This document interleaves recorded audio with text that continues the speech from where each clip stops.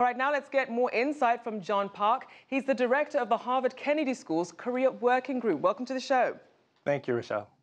So what are the key economic issues to watch for in this election? So there's the ongoing debate about the reform of the chaebol. These are the family-owned conglomerates in Korea that, frankly, have a monopoly in terms of the economic influence. And something that was a big source of the candlelight movement. We had 1,500 civic organizations over the past almost 7 months protesting every week because of the collusion between the power centers and these chaebols. So this is a centerpiece in terms of the debate and one of the core issues over this presidential elections. And it's certainly a crowded field and a lot of people really trying to pull away from the previous administration. So how do the economic platforms that these current candidates are offering, how do they differ? So if you look at it, Moon Jae-in is basically doing the opposition line of reform of chaebol and promising reform of chaebol. He's introduced a strong emphasis about minority shareholder reform. The idea if you have minority shareholders having a greater vote and greater say on boards, you can dilute the influence of the families in these chaebols. On the other side, you have the very conservative candidate, Hon Jung-pyo, who's more or less towing the traditional line and this idea that helping the chaebol continue to be the provider of economic growth and jobs. Many view that as being outdated. In the middle, we have the centrist candidate, Ahn Cheol-soo, who's talking about a new type of industrial revolution, more technology-focused and different types of job for the youth. There's high youth unemployment in South Korea. Initially, there was popularity around some of the things that he was saying, but he's waned in the polls to the point where he's no longer viewed as a serious contender.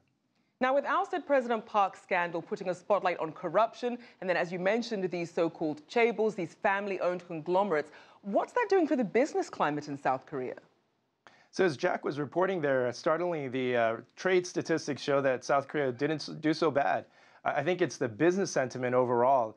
The focus on the Lotte Group in particular. This is the South Korean conglomerate that did the land swap and the base of the THAAD battery, the anti-missile battery, in the golf course that the Lotte Group used before.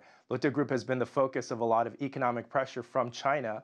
Lotte businesses in China have suffered, and so we see the high-profile coverage of that, and the sentiment was very gloomy, and also Chinese tourism in South Korea had also took a hit.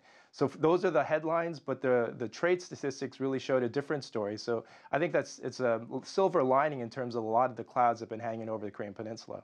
So speaking of that cloud of the US-built THAAD missile defensive system, as you mentioned, very controversial, causing a lot of issues on the Korean Peninsula. How do the candidates plan to address this dynamic? So in the beginning, the lead contender here, Moon Jae-in, was saying that he was against it, but he's moderated his voice, basically showing that THAAD is a very important part of the U.S.-South Korea alliance.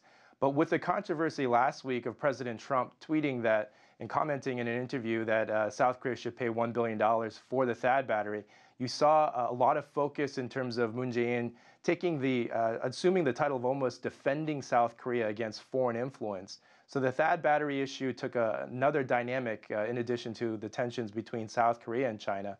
But I think overall we're seeing a movement towards the idea of preserving THAAD for the time being, but definitely the notion that U.S.-South Korea relations, there will be some adjustments. One aspect of it is the burden-sharing negotiations, which are due in about a year and a half, where some of these issues will be revisited.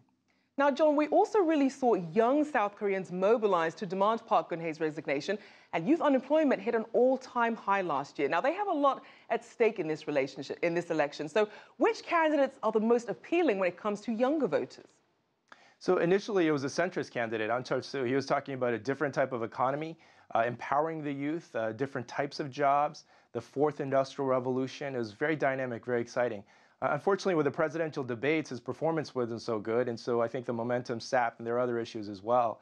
But when it comes to youth unemployment, this is something that has been very troubling because one of the highest statistics has been unemployment for those from the university graduate community. These are the elites in South Korean society, and for them to sustain these type of employment challenges really was a sign of concerns of economic growth overall. I think Moon Jae-in is focusing again more on the chaebol reforms and this idea of trying to free up some of the focus of the chaebol control of the economy, and with that, maybe even introduction of small and medium enterprises, smaller businesses flourishing, and those businesses in turn being the source of more employment for the youth going forward.